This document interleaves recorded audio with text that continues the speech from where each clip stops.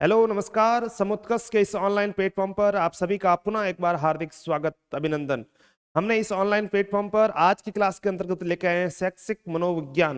मनोविज्ञान की एक क्लास प्रश्नों की सीरीज के अंतर्गत हमने पहले भी एक क्लास ली थी और उसके बाद आज हम वापस दूसरी क्लास लेकर आ रहे हैं। हम प्रीवियस ईयर्स के जो क्वेश्चंस ऑलरेडी आ चुके हैं एग्जाम्स के अंतर्गत, उन क्वेश्चनों की चर्चा कर रहे हैं, कंसेप्ट के साथ में कर रहे हैं। हालांकि बहुत कमेंट इस रूप में आ रहे हैं कि हमें क्वेश्चन को फटाफट से क्वेश्चन सॉल्यूशन करवाइए, कंसेप्ट पर बहुत ज्यादा मत जाइए, क्योंकि हम कंसेप्ट और क्वेश्चन को दोनों साथ में करवाते हैं तो समझ में नहीं आता, कि कंसेप्ट पे ही चले जाते हैं। इसीलिए थोड़ा सा हम उसमें सुधार करते हुए हम प्रश्नों को शानदार तरीके से बताते हुए स्पीड के साथ में चलेंगे। हम वापस से क्लास में आ जाते हैं। आज की क्लास के अंतर्गत हमने जो कल पिछले वाली क्लास ली थी, जो पीछे वाली क्लास आई थी, उसका फटाफट रिवीजन कर लेते हैं, ताकि आपका एक बार के लिए वो हो जाए कि हमने अब सीरीज के अंतर्गत क्या क्या पढ़ रहे हैं। यदि हम ले सीरीज के अंतर्गत कि हमने क्या पढ़ा था, तो उसको हम एक बार रिवीजन कर लें स्पीड के साथ में। तो पीछे वाली क्लास के अंतर्गत हमें सीरीज के में पहला क्वेश्चन था कि साइकोलॉजी शब्द की उत्पत्ति किससे हुई थी। हमने बहुत अच्छे से बताया था, साइकोलॉजी साइके और अलॉजी से ली है। साइके का मतलब आत्मा होती है और उसके बुक में लैटिन भाषा का शब्द है। और रुडोल्फ गैलिक ने साइकोलॉजी बुक्स के अंतर्गत साइकोलॉजी लिखा था। हमने कंसेप्ट के साथ में अध्ययन किया था। नेक्स्ट है कि हमने बताया था पूरा कि सबसे पहले डी अरस्तु महोदय ने डी एनेमा पुस्तक के अंतर्गत दर्शन शास्त्र जिसके अंतर्गत है, उसके अंतर्गत मना दर्शन के रूप में लिखा था। इसलिए दर्शन शास्त्र को क्या कहा जाता है, दर्शन शास्त्र को साइकोलॉजी की जननी कहा जाता है और अरस्तु को साइकोलॉजी का जनक कहा जाता है। इसके बारे में हमने डिटेल से चर्चा की थी। इसके साथ में हमने कहा था, एबिगुनेस ने कहा था कि साइकोलॉजी का, मनोविज्ञान का अतीत बहुत प्राचीन है और इतिहास बहुत छोटा है, क्योंकि मनोविज्ञान मनादर्शन के रूप में अरस्तु ने 5वीं ईस्वी शताब्दी पूर्व बात की थी, लेकिन इतिहास छोटा इस रूप में है क्योंकि आपने पढ़ा कि रुडोल्फ गोलेक महोदय ने 1590 के अंतर्गत साइकोलॉजी बुक के अंतर्गत साइकोलॉजी विषय के रूप में अध्ययन करना प्रारंभ हुआ था। इसलिए इतिहास के बारे में बात की थी। हमने बात की थी उसकी परिभाषा के रूप में। हमने कहा था 16वीं शताब्दी के अंतर्गत मनोविज्ञान को आत्मा का विज्ञान कहा जाता था। आत्मा का विज्ञान कहा जाता था। साइके का मतलब ही होता है आत्मा, और आत्मा का विज्ञान कहा जाता है, जिसमें अरस्तु, प्लेटो और डेकार्ट महोदय आते थे। और 17वीं शताब्दी में यह समझाना लगा था कि साइकोलॉजी का मतलब होता है मन और मस्तिष्क का विज्ञान। इसके बारे में भी क्वेश्चन आता है। इसके महत्वपूर्ण थे समर्थक थे जो पाम्पोलॉजी और थॉमसिड, और इसके बारे में बताया 19वीं शताब्दी के चेतना का विज्ञान के रूप में कहा था विलियम बुंट और जेम्स और टिचनर महोदय थे। इनके बारे में हमने डिटेल्स में चर्चा की थी। 20वीं शताब्दी के अंतर्गत व्यवहार का भूगोल के रूप में अध्ययन किया गया था। मानव के व्यवहार का ही विज्ञान है। मानव के व्यवहार के विज्ञान को क्या कहा जाता है, आपका मनोविज्ञान कहा जाता है। इसके बारे में वॉटसन है मनो व्यवहारवाद के जनक कहा जाता है। स्किनर, मैकडॉल और थॉर्नडाइक महोदय थे। थॉर्नडाइक महोदय को शैक्षणिक प्रबंधन का जनक भी कहा जाता है, शिक्षा मनोविज्ञान का जनक कहा जाता है। थॉर्नडाइक महोदय को हम चर्चा करेंगे। इसके ये हमने पढ़ा था। इसके बाद में हमने लैटिन भाषा के साइके का अर्थ आत्मा होता है, ये पढ़ा था। इसके बाद मनोविज्ञान का अध्ययन, मनोविज्ञान का व्यवहार का अध्ययन किया जाता है, व्यवहार का वैज्ञानिक अध्ययन किया जाता है। पिछली क्लास के अंतर्गत क्वेश्चन किया था, वर्तमान में शिक्षा मनोविज्ञान का अध्ययन का विषय है, वर्तमान में मानव के व्यवहार का विषय है। हमने ये अध्ययन किया था। थोड़ा सा स्पीड से पढ़ रहे हैं क्योंकि हमने पिछली क्लास के अंतर्गत बहुत अच्छे से पढ़ लिया था। यदि आप अच्छे से देखना चाहते हैं तो पिछले वाली क्लास के अंतर्गत मनोविज्ञान क्लास नंबर 1 से देख सकते हैं। आज की क्लास में हम डिटेल से चर्चा करने वाले हैं। फटाफट से पुराना वाला क्वेश्चन देख लें। वर्तमान समय में मनोविज्ञान है, व्यवहार का विज्ञान है, हम बात की थी। नेक्स्ट क्वेश्चन है, निम्नलिखित में से शिक्षा मनोविज्ञान के संदर्भ में कौन सा कथन सही नहीं है। इसके बारे में बताया था कि वर्तमान में अतर्क का विज्ञान नहीं है, आत्मा का, मस्तिष्क का, चेतना का विज्ञान के रूप में हमने अध्ययन किया था। नेक्स्ट, सर्वप्रथम मनोविज्ञान की आत्मा का परित्याग किया, ये परिभाषा किसने दी थी। मन का त्याग किया, फिर चेतना का त्याग किया, उसके बाद व्यवहार का स्वीकार किया है, ये परिभाषा किसने दी थी। हमने बात की थी, वुडवर्थ ने दी थी। नेक्स्ट, जेबी वॉटसन के अनुसार मनोविज्ञान जॉर्ज वॉटसन का होता है, मनोविज्ञान के जनक कहा जाते थे, व्यवहारवाद के जनक कहा जाते थे। मनोविज्ञान के व्यवहारवाद का जनक वॉटसन को कहा था। उन्होंने 2 बुक्स दी, मैंने कहा था बहुत इंपॉर्टेंट है कि psychology from the state point of the behaviourist और एक बिहेवियरिज्म, 2 बुक्स दी की थी, बहुत महत्वपूर्ण है वॉटसन की, आप याद रख लेना। पिछले क्वेश्चन क्या था, मनोविज्ञान व्यवहार का शुद्ध विज्ञान है, ये किसने कहा था, व्यवहार का शुद्ध विज्ञान वॉटसन महोदय ने कहा था। ये हमने बात कर ली थी। मनोविज्ञान व्यवहार का विज्ञान है और इसका घनिष्ठ संबंध शिक्षा से इसलिए है क्योंकि यह शिक्षा बालक में परिवर्तन करती है, व्यवहार में परिवर्तन करती है। पुराने क्वेश्चन आए हुए क्वेश्चन की चर्चा की थी हमने। मनोविज्ञान, पहली मनोविज्ञान प्रयोगशाला की स्थापना किसके द्वारा की गई थी? विलियम वुंट के द्वारा की गई थी। 1879 के अंतर्गत जर्मनी के लिप्जिंग शहर के अंदर कार्ल मार्क्स यूनिवर्सिटी के अंतर्गत की गई थी। भारत में सेन गुप्त के द्वारा की गई थी, कलकत्ता के अंतर्गत की गई। हमने बहुत अच्छे से वर्णन किया है। नेक्स्ट क्वेश्चन, प्रथम मनोविज्ञान प्रयोगशाला कहां स्थापित हुई? लिप्जिंग शहर के अंतर्गत हुई, बात कर ली। विश्व मनोविज्ञान की स्थापना कब हुई? 1879 के अंतर्गत हुई थी, हमने बात कर ली थी। जर्मनी के विलियम वुंट किसके लिए जाने जाते हैं? पहली मनोवैज्ञानिक प्रयोगशाला खोलने के लिए जाने जाते हैं, ये हमने बात कर ली थी। शिक्षा मनोविज्ञान के पितामह किसे कहते हैं? तो शिक्षा को थॉर्नडाइक को कहा जाता है। किसको कहा जाता है? शिक्षा मनोविज्ञान के पितामह कहा जाता है, हमने बात की थी अच्छे से। नेक्स्ट, प्रिंसिपल ऑफ साइकोलॉजी पुस्तक विलियम्स जेम्स ने लिखी थी, और शिक्षा मनोविज्ञान की वो शाखा जिसके अंदर शिक्षण और सीखने से संबंधित है। ये किसने कहा था? स्किनर महोदय ने कहा था कि शिक्षा मनोविज्ञान वो है जो सीखने से संबंधित, शिक्षा से संबंधित, सिखाने और सीखने से संबंधित है। इसके शिक्षा मनोविज्ञान के अंतर्गत, आपके शिक्षा मनोविज्ञान सिलेबस के अंतर्गत है। हमने परिभाषाओं को अच्छे से देखा था, किसने क्या क्या परिभाषा दी। मैंने कहा थोड़ा सा याद रखना, क्योंकि परिभाषाओं से बहुत अच्छे क्वेश्चन आते हैं और क्वेश्चन परिभाषाओं को याद रखना ही पड़ेगा, इसलिए थोड़ा रिवीजन के फॉर्म में हम बता देता हूं। इसके अंदर उन्होंने शिक्षा मनोविज्ञान की वह शाखा है जो अध्ययन और सीखने और सिखाने से संबंधित है। और क्या कहा था? शिक्षा मनोविज्ञान के अंतर्गत शिक्षा से संबंधित संपूर्ण व्यवहार और व्यक्तित्व आ जाता है। शैक्षणिक परिस्थितियों में मानव व्यवहार और वैज्ञानिक अध्ययन शिक्षा का मनोविज्ञान कहलाता है। हमने पिछली क्लास के अंतर्गत डिस्कशन कर लिया था। पील मोदी ने कहा था शिक्षा मनोविज्ञान शिक्षा का ही विज्ञान है, ये महत्वपूर्ण बात की थी। उसके अंतर्गत बताया विद्यार्थियों के विकास को समझने, उसकी क्षमताओं को, सीमाओं को, विस्तार को जानने, उसके सीखने की प्रक्रियाओं से अवगत करने की सहायता करती है। और C.H. जूड ने कहा था जन्म से लेकर परिपक्व अवस्था तक विकास क्रम के प्राणी व्यवहार में जो परिवर्तन आता है उनकी व्याख्या और विवेचन करने का जो विज्ञान होता है वही क्या है? वही विज्ञान शिक्षा मनोविज्ञान कहलाता है। और कॉलसानिक ने कहा था शिक्षा मनोविज्ञान मनोविज्ञान के सिद्धांत और परिणामों की शिक्षा का आपका अनुप्रयोग ही क्या है? शिक्षा मनोविज्ञान है। ये हमने प्रीवियस में पढ़ी थी। क्रो ने कहा था मनोविज्ञान जन्म से लेकर वृद्धावस्था तक सीखने के अनुभवों का वर्णन करता है। हमने थोड़ा डिस्टॉन्ग के साथ में पढ़ने की कोशिश की थी, कुछ के मतलब जन्म से लेकर वृद्धावस्था तक, जो वृद्धावस्था में जो सबक सीखता है। क्रो फालतू में किया था जीवन भर, तो क्रो ने कहा था, क्या कहा था? सीखने जन्म से लेकर वृद्धावस्था तक था। स्टीफन शिक्षा का व्यवस्थित क्रमबद्ध अध्ययन क्या कहलाता है? स्टीफन। और स्टीफन ने कहा था, और ट्रो ने कहा था वैश्विक परिस्थितियों में वैज्ञानिक अध्ययन, मनोविज्ञान का अध्ययन करना ही शिक्षा का क्या है? मनोविज्ञान है। हमने ये परिभाषा इसलिए पढ़ी थी, हमने पिछले क्लास में पढ़ ली थी, और क्वेश्चन के बारे में देख लें, फटाफट रिवीजन कर रहे हैं क्योंकि हमने बहुत अच्छे से पढ़ लिया है। ठीक है, क्वेश्चन था कि शिक्षा मनोविज्ञान के अंतर्गत शिक्षा से संबंधित संपूर्ण व्यवहार और व्यक्तित्व आ जाता है। स्किनर महोदय ने कहा था किसके अनुसार शिक्षा मनोविज्ञान व्यक्ति के जन्म से लेकर वृद्धावस्था तक सीखने से संबंधित, जन्म से लेकर मृत्यु तक। क्रो ने कहा था। नेक्स्ट क्वेश्चन है शिक्षा मनोविज्ञान शैक्षणिक परिस्थितियों के मनोवैज्ञानिक पक्षों का अध्ययन है। ये किसकी परिभाषा थी? ये स्ट्रॉ की परिभाषा थी, हमने बात कर ली थी। शिक्षा मनोविज्ञान शिक्षा का विज्ञान है, पील मोदे ने कहा था। ये क्वेश्चन पुराने क्वेश्चन है, आए हुए क्वेश्चन से वो देख रहे हैं आप, परिभाषाओं से किस प्रकार से क्वेश्चन बन रहे हैं। ये किसने कहा था कि शिक्षा मनोविज्ञान शैक्षिक अभिवृद्धि और विकास को व्यवस्थित क्रम में व्यवस्थित, स्टीफन मोदे ने कहा। व्यवस्थित शिक्षा का अध्ययन किसके बारे में कहा था? स्टीफन मोदे ने कहा था।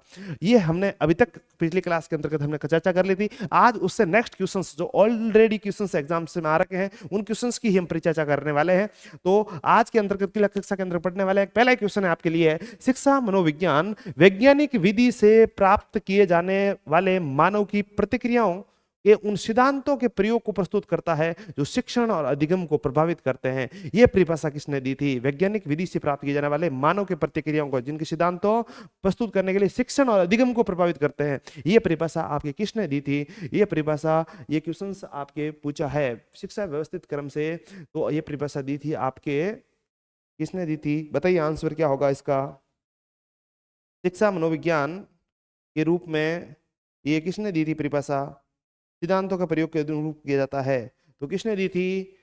आपने अभी तो पढ़ा था, शिक्षा मनोविज्ञान व्यवस्थित करने के लिए, प्रस्तुत करने के लिए शिक्षण और अधिगम को प्रभावित करने की प्रक्रिया एलिस क्रो महोदय ने दी थी। किसने दी थी? एलिस क्रो महोदय ने दी। ये क्वेश्चंस आपके फर्स्ट ग्रेड हिस्ट्री के अंतर्गत आ चुका है। लेकिन देखो पिछली वाले पेपर्स के अंतर्गत क्वेश्चन साइकोलॉजी था, वो सब्जेक्ट के अंतर्गत था, सब्जेक्ट के अंतर्गत। इस बार आपकी साइकोलॉजी टॉपिक है, वो फर्स्ट पेपर के अंतर्गत है, सभी के लिए कॉमन है। इसलिए पुराने वाले प्रश्न बहुत महत्वपूर्ण हो जाता है। अलग अलग विषयों के अंतर्गत जो क्वेश्चन आए, डायरेक्ट क्वेश्चन आने की बहुत बहुत संभावना है। इसीलिए आप सभी से निवेदन है, पुराने वाले प्रश्नों को हम जो सीरीज लेकर आए हैं उसको आप बहुत अच्छे से करें। नेक्स्ट क्वेश्चन है मनोविज्ञान शिक्षक को अनेक धारणाएं सिद्धांतों को प्रदान करने में उसकी उन्नति के योग देता है। शिक्षक को अनेक धारणाएं और सिद्धांत प्रदान करके उसकी उन्नति के योग देता है। Psychology contributes to the development of the teachers by providing him with a set of the concept and principles. ये कथन किसका है? ये क्वेश्चंस आपके एग्जाम्स में आ रखा है, बताइए ये क्वेश्चंस किसका है? यदि इस क्वेश्चंस के कंसेप्ट की बात करें, ये कुपुस्वामी ने कहा था। किसने कहा था? कुपुस्वामी ने कहा था कि शिक्षक को अनेक धारणाएं और सिद्धांतों को प्रदान करके उसकी उन्नति का योग देता है। ये कुछ कंसेप्ट है तो याद करने ही पड़ेंगे, पुराने क्वेश्चन आ रहे हैं इसलिए कहा है मैंने। मनोविज्ञान की निम्न शाखाओं को में से अनुप्रयुक्त व्यवहारिक जिसे बोलते हैं अनुप्रयुक्त मनोविज्ञान में कौन सा है? तो इसमें देखिए आपके अनुप्रयुक्त के रूप में पूछा है तो दो तरीके से, यदि शाखाओं क्षेत्रों के रूप में देखें, शाखाओं को देखें मनोविज्ञान की, तो हम दो भागों में बांट सकते हैं। एक बात है प्योर जो सिद्धांतिक होता है, एक कौन सी शाखा? सिद्धांतिक है, और एक है अनुप्रयुक्त। अनुप्रयुक्त के रूप में हम बांट सकते हैं। किसके रूप में? एक सिद्धांत के रूप में और एक अनुप्रयुक्त के रूप में। यदि सिद्धांत के रूप में बांटे तो इसके अंतर्गत आता है सामान्य मनोविज्ञान और असामान्य मनोविज्ञान। असामान्य मनोविज्ञान के अंतर्गत जो विशिष्ट रूप से मनोरोग है, उनके मनोरोगी है, उनके अध्ययन के रूप में हम बात करते हैं। किनके बारे में बात करते हैं? तो ऑलरेडी कोई बीमार है उसके बारे में बात करते हैं। इसके साथ आता है सामाजिक मनोविज्ञान। सामाजिक मनोविज्ञान क्या बारे? सामाजिक मनोविज्ञान। प्रयोगात्मक मनोविज्ञान। प्रयोगात्मक मनोविज्ञान। इसके साथ में ही हम सामान्य मनोविज्ञान के अंतर्गत अध्ययन करते हैं किसका? विकासात्मक मनोविज्ञान और पशु मनोविज्ञान। विकासात्मक विकासात्मक मनोविज्ञान और पशु मनोविज्ञान। पशु मनोविज्ञान। पशु मनोविज्ञान, पशुओं के बारे में अलग अलग व्यवहार के बारे में अध्ययन करना, विकास के बारे में अध्ययन करना। प्रयोगात्मक, सामाजिक, सामान्य, ये सिद्धांत है, ये सब किसके है? सामान्य या मौलिक सिद्धांतिक शुद्ध है, प्योर सिद्धांतिक मनोविज्ञान के अंतर्गत इसके बारे में अध्ययन किया जाता है। गतिशीलता और तुलनात्मक विभेदक मनोविज्ञान। क्या? विभेदक विभेदक मनोविज्ञान। विभेदक मनोविज्ञान। तुलनात्मक मनोविज्ञान। तुलनात्मक मनोविज्ञान। ये सभी विषय है जो सिद्धांतिक मनोविज्ञान का आएगा। अनुप्रयुक्त के अंतर्गत यदि हम बात करें तो इसके अंतर्गत आएगा आपका नैदानिक चिकित्सा। कोई समस्या है, निदानिक या चिकित्सा कह सकते हैं, चिकित्सा जो समस्या का समाधान के संबंधित जो भी आता है वो उसके अंतर्गत अध्ययन किया जाता है, वो अनुप्रयुक्त प्रयोगात्मक दृष्टिकोण से आता है। जैसे शिक्षा मनोविज्ञान। क्या विज्ञान? शिक्षा मनोविज्ञान। इस प्रकार से आपका नैदानिक अनुप्रयोग औद्योगिक मनोविज्ञान, उद्योग के बारे में औद्योगिक मनोविज्ञान। ये ऐसे तत्वों के बारे में आपके ये सम्मिलित होते हैं। किसके अंतर्गत? ये आपके आएगा इसके अंतर्गत अनुप्रयोगात्मक अप्लाइड मनोविज्ञान के अंतर्गत आता है। औद्योगिक आता है आपके खेल मनोविज्ञान, किशोर शिक्षा, खेल मनोविज्ञान। इस प्रकार से आपके अनुप्रयुक्त में आएगा। तो यहाँ पर क्या पूछा है? मनोविज्ञान की निम्न शाखाओं में अनुप्रयुक्त मनोविज्ञान की शाखा कौन सी है? असामान्य, सामान्य, प्रयोगात्मक, तुलनात्मक, ये सभी शाखाएं कौन सी है? मौलिक या सैद्धांतिक शाखाओं के अंतर्गत आता है। मौलिक या सैद्धांतिक शाखाओं के अंतर्गत आता है। हमने चर्चा कर ली है मौलिक, और दो भागों में बांट सकते हैं, मौलिक या सैद्धांतिक या अनुप्रयुक्त या अप्लाइड शाखाओं के रूप में। हम सैद्धांतिक रूप में सामान्य, असामान्य, सामाजिक, प्रयोगात्मक, विकासात्मक, पशु मनोवैज्ञानिक, विभेदक मनोवैज्ञानिक, तुलनात्मक मनोवैज्ञानिक, ये सब पार्ट है वो मौलिक आपके शाखाओं के अंतर्गत आता है। अप्लाइड के अंतर्गत जैसे चिकित्सा आती है, शिक्षा है, औद्योगिक है, औद्योगिक मनोविज्ञान है, खेल, जो अप्लाइड क्षेत्र में आता है, जो समस्या समाधान के रूप में आता है, प्रैक्टिकल रूप में आता है, वो सब केस में दिया जाता है उसमें। तो शिक्षा मनोविज्ञान आपका है वो आपका डी ऑप्शन राइट हो जाएगा। वो किस में हो जाएगा? इसके अंतर्गत आएगा। शिक्षा मनोविज्ञान मनोविज्ञान की किस पक्ष से संबंधित है? शिक्षा मनोविज्ञान शाखा पीटीए के अंतर्गत क्वेश्चन आया हुआ है। शिक्षा सैद्धांतिक, आधारभूत, उपचारात्मक, तो व्यवहारात्मक मनोविज्ञान के अंतर्गत आता है। अभी बात की थी अप्लाइड के अंतर्गत कौन आता है? व्यवहारिक मनोविज्ञान के अंतर्गत आता है शिक्षा है, नैदानिक है, खेल है, ये सब किस में आता है? व्यवहारात्मक। तो इसका आंसर व्यवहारात्मक मनोविज्ञान हो जाएगा। शिक्षा मनोविज्ञान शाखा है, क्वेश्चन वापस से आया है, सेकंड ग्रेड के अंतर्गत क्वेश्चन पूछा है। क्या पूछा है? सेकंड ग्रेड के अंतर्गत क्वेश्चन आया हुआ है। आप देख रहे हैं अच्छे से। तो प्रयोगात्मक मनोविज्ञान, समाज मनोविज्ञान, व्यवहारात्मक, तो आपका राइट आंसर हो जाएगा व्यवहारात्मक मनोविज्ञान। शिक्षा किसका मनोविज्ञान है? शिक्षा व्यवहारात्मक मनोविज्ञान का है। हम थोड़ा स्पीड से अच्छे से पढ़ रहे हैं कंसेप्ट से, ताकि क्वेश्चन से भटका ना हो। कंसेप्ट हम अलग से लेकर आ जाएंगे, लेकिन क्वेश्चनों को अच्छी से प्रैक्टिस होना जरूरी है। निम्नलिखित में से कौन सा क्षेत्र मनोविज्ञान के अंतर्गत नहीं आता? ये ध्यान रखना, क्या पूछा है? नहीं आता है। तो मनोविज्ञान के क्षेत्र के अंतर्गत यदि बात की जाए तो हमने कहा था सामान्य, मौलिक, शुद्ध रूप से क्षेत्र और अप्लाइड के रूप में क्षेत्र। यहां पूछा असामान्य मनोविज्ञान, औद्योगिक मनोविज्ञान, आर्थिक मनोविज्ञान और पशु मनोविज्ञान। मैंने इसकी बात की थी, सामान्य उद्योग की बात अप्लाइड के अंतर्गत थी, व्यवहारात्मक मनोविज्ञान की थी, सामान्य सैद्धांतिक के रूप में की थी, पशु मनोविज्ञान सामान्य मनोविज्ञान के रूप में की, मौलिक रूप में की थी। लेकिन आर्थिक मनोविज्ञान है वो आपका किसका पार्ट नहीं है? मनोविज्ञान का पार्ट नहीं है, ये ध्यान रखना। नेक्स्ट क्वेश्चन है, निम्नलिखित में से कौन सा शैक्षिक मनोविज्ञान का क्षेत्र नहीं है? वापस से पूछा, शैक्षिक मनोविज्ञान का क्षेत्र। यदि शैक्षिक मनोविज्ञान के क्षेत्र की यदि बात करूं तो आप क्षेत्रों को 5 भागों में, जो लिंडग्रेन ने बताया था 5 क्षेत्र बताए थे। किसने बताए थे? लिंडग्रेन बोधे ने 5 क्षेत्र बताए थे। लिंडग्रेन ने 5 क्षेत्र बताए थे। तो 5 क्षेत्रों को ध्यान रखना। तो 5 क्षेत्रों को ध्यान में रखो तो सबसे पहले नंबर पे आता है आपके अधिगमकर्ता, अधिगम, शिक्षार्थी। क्या आता है? शिक्षा से संबंधित होता है तो शिक्षार्थी। सबसे पहले शिक्षार्थी, शिक्षार्थी को अधिगमकर्ता कह सकते हैं। अधिगम, अधिगमकर्ता।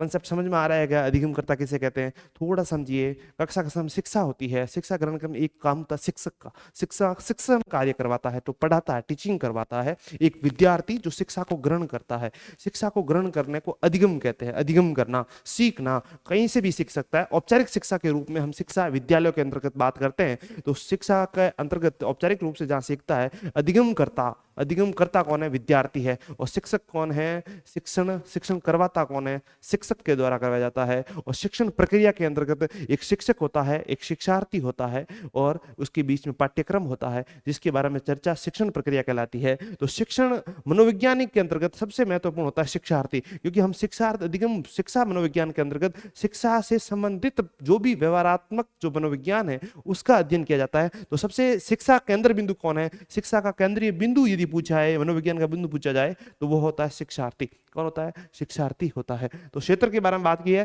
तो क्षेत्र में बताया शिक्षार्थी, अधिगमकर्ता क्षेत्र के अंतर्गत। और दूसरे नंबर पे आएगा आपके, कौन आएगा? शिक्षार्थी, शिक्षा प्रक्रिया, शिक्षा, शिक्षा प्रक्रिया। क्या आएगा? शिक्षा प्रक्रिया, शिक्षा प्रक्रिया।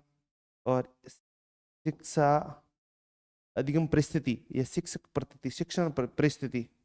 अधिगम प्रकृति बताते हैं, अधिगम, अधिगम प्रक्रिया, यदि शिक्षा प्रक्रिया, अधिगम परिस्थिति, क्या कह सकते हैं? परिस्थिति, परिस्थिति। और 4 नंबर पे आएगा आपका मापन, वो मूल्यांकन, मूल्यांकन। क्या आएगा? मूल्यांकन आएगा। और यदि हम 5 नंबर की यदि हम बात करें तो 5 नंबर पे आपका आएगा निर्देशन और मानसिक स्वास्थ्य। निर्देशन, निर्देशन आएगा, डायरेक्शन आएगा, निर्देशन व मानसिक स्वास्थ्य। ये 5 क्षेत्र है, मानसिक स्वास्थ्य। ये 5 क्षेत्र है जो आपके लिंडग्रेन बोधे ने शिक्षक मनोविज्ञान के क्षेत्र के रूप में बताया था। तो इसमें क्या है?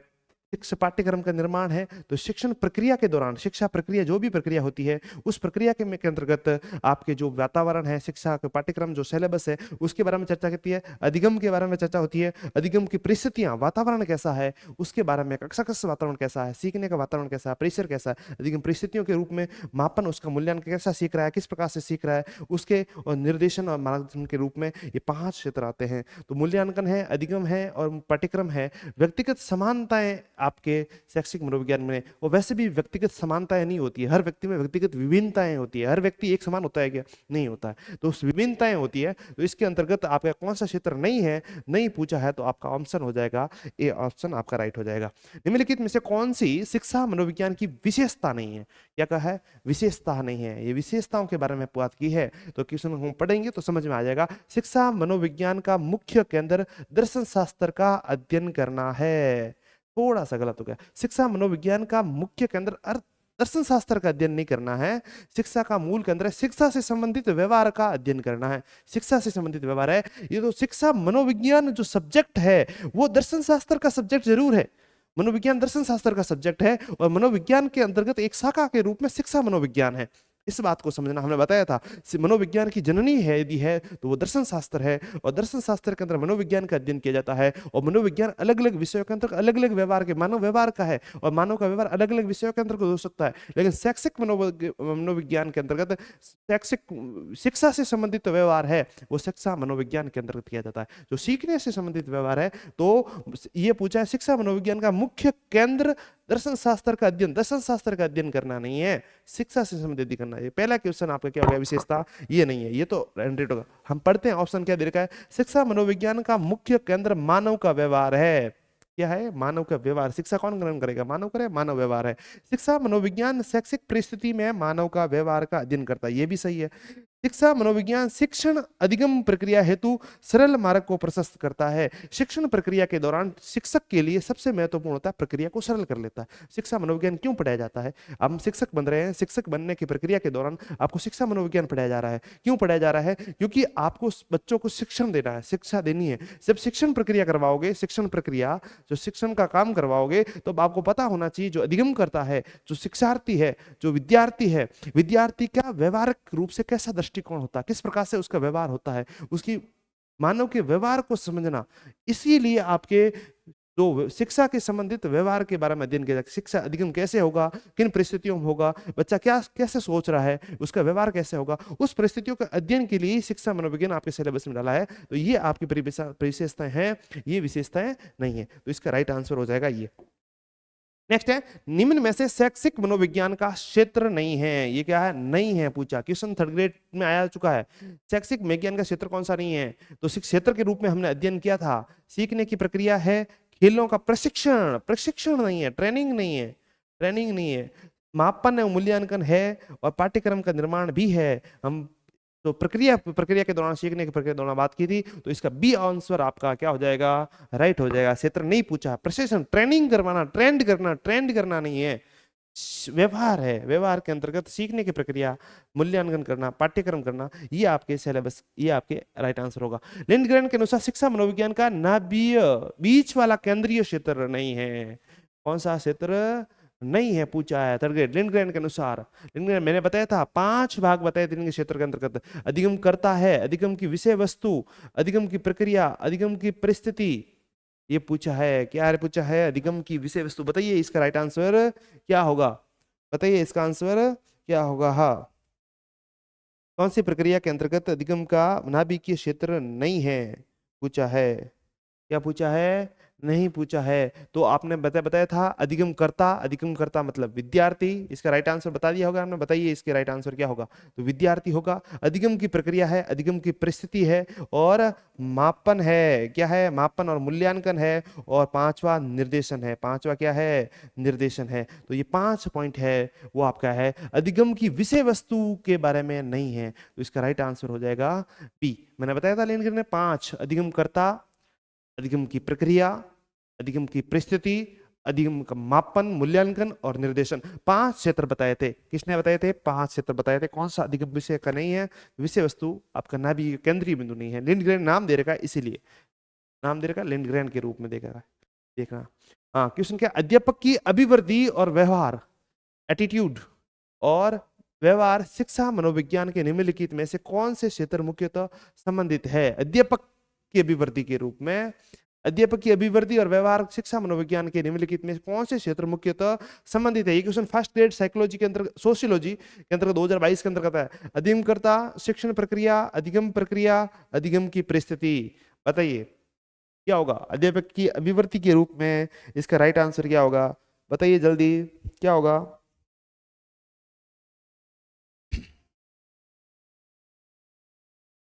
क्या होगा, क्या कहा है, अध्यापक की अभिवृद्धि और व्यवहार शिक्षा मनोविज्ञान में के निम्नलिखित में से क्षेत्र कौन से अधिगम करता है।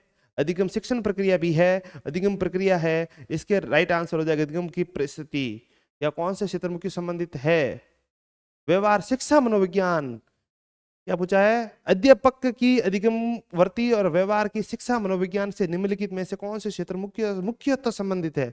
मुख्यतः संबंधित के बीच में कौन आएगा, परिस्थिति के रूप में। अध्यापक के पूछा, अभिभावक जो अध्यापक होगा, शिक्षण कार्य करवाएगा, उसकी प्रक्रिया के दौरान ये सभी प्रक्रिया कौन सी प्रक्रिया है, ये सभी प्रक्रिया है जो आपके अधिगमकर्ता विद्यार्थी की परिस्थिति के बारे में बता रहा है। तो नेक्स्ट क्वेश्चन होगा, निम्नलिखित में से कौन शिक्षा मनोविज्ञान के कार्य क्षेत्र में आता है। सेकंड ग्रेड में आया है, कार्य क्षेत्र पूछा, शिक्षा मनोविज्ञान के कार्य क्षेत्र के अंतर्गत आता है। तो कार्य क्षेत्र कौन कौन से होंगे, तो ऑप्शन ए दे रखा है, ए ऑप्शन, शिक्षार्थी सीखने की प्रक्रिया सम्मिलित होती है, सीखने की परिस्थिति भी सम्मिलित होती है, निर्देशन और मानसिक स्वास्थ्य, ये पांचों पॉइंट, चारों पॉइंट है, चारों ही सम्मिलित होते हैं। ऑप्शन क्या दे रखा है, एक दो एक तीन, एक दो तीन, एक दो तीन चार, तो आपके सभी ऑप्शन राइट है, चार ऑप्शन आपका क्या हो जाएगा, राइट आंसर हो जाएगा। ठीक है। हाँ, शिक्षा मनोविज्ञान का संबंध है, शिक्षा मनोविज्ञान का संबंध है, का संबंध क्या, थर्ड ग्रेड में क्वेश्चन आया है, शिक्षक से, शिक्षण से, कक्षा कक्ष वातावरण से, विद्यार्थी से, निम्नलिखित से। तो क्या हो जाएगा, शिक्षक से भी होता है, शिक्षण से प्रक्रिया से होता है, कक्षा के वातावरण से होता है, विद्यार्थी होता है। सभी ऑप्शन आपसे क्या हो जाएंगे, राइट आंसर हो जाएंगे। बहुत इजी क्वेश्चन है। शिक्षण प्रक्रिया, तो शिक्षा से संबंधित जो भी प्रक्रिया होगी वो सभी शिक्षण प्रक्रिया की शिक्षा मनोविज्ञान के अंतर्गत शामिल होती है। बहुत सारे क्वेश्चन बेसिक से, बेसिक अंडरस्टैंडिंग के साथ में सही हो जाते हैं, थोड़ा सा ध्यान से समझने की जरूरत है। शैक्षिक मनोविज्ञान के प्रमुख क्षेत्र सम्मिलित है, शैक्षिक मनोविज्ञान के प्रमुख क्षेत्र कौन कौन से जिसमें सम्मिलित है, अधिगम करने वाला, अधिगमकर्ता, अधिगम की प्रक्रिया, अधिगम की स्थिति सम्मिलित है। समाज, समाज नहीं है, समाज नहीं है, समाज अधिगम क्षमता के अंतर्गत सम्मिलित नहीं, शिक्षण प्रक्रिया के दौरान है। समाज एक शिक्षा का व्यापक स्वरूप है, लेकिन हम अध्ययन किसका कर रहे हैं, मनोविज्ञान। समाज का व्यवहार पढ़ना जरूरी नहीं है, हमें शिक्षण प्रक्रिया के दौरान मनोविज्ञान किसका पढ़ना है, जो अधिगम करता है, अधिगम करने वाले का आपको देखना है मनोदशा। तो इसका राइट आंसर हो जाएगा 2, 3 और 4। नेक्स्ट क्वेश्चन हो जाएगा, निम्नलिखित में से कौन सा शिक्षा मनोविज्ञान के अध्ययन क्षेत्र के अंतर्गत नहीं आता। ये ध्यान रखना, ये क्वेश्चन आया फर्स्ट ग्रेड बायोलॉजी के अंतर्गत क्वेश्चन आया। मैं बार बार कह रहा हूँ, पिछली बार सेकंड पेपर के अंतर्गत साइकोलॉजी थी, इस बार एजुकेशन साइकोलॉजी फर्स्ट पेपर के अंतर्गत है। तो इसमें बहुत पुराने वाले क्वेश्चन बहुत महत्वपूर्ण हो जाते हैं। सभी पेपर्स के क्वेश्चन यदि हम कर लें तो बहुत अच्छा महत्वपूर्ण होने वाला है। इसीलिए हम पुराने वालों की प्रीवियस क्वेश्चन की सीरीज लेके आए और कंसेप्ट सीधा क्वेश्चन ही करवा रहे हैं, ज्यादा कंसेप्ट नहीं करवा रहे हैं।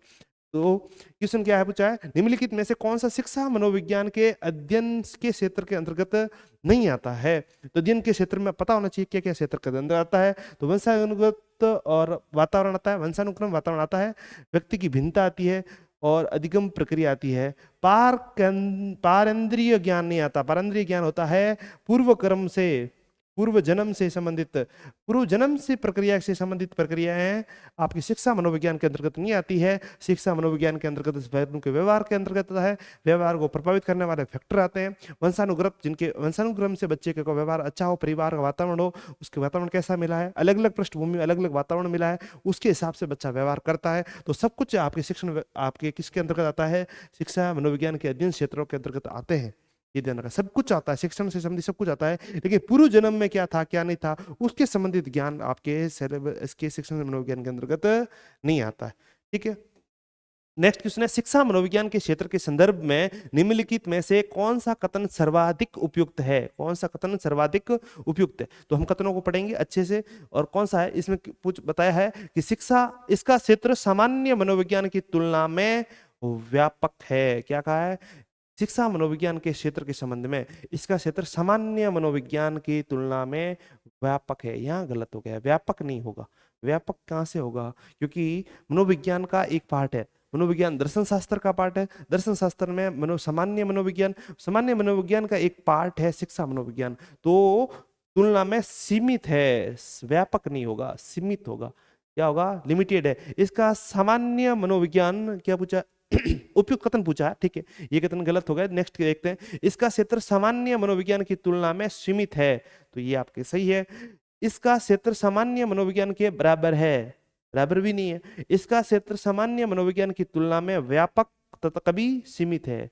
तो इसका आंसर आप समझ गए होंगे, इसका क्षेत्र होगा बी आंसर होगा। बी आंसर क्यों होगा, क्योंकि हमने बताया था कि सामान्य मनोविज्ञान की एक शाखा के रूप में कौन है, शाखा के रूप में है आपका शिक्षा मनोविज्ञान, इसलिए आपका बी आंसर यहाँ पर राइट हो जाएगा।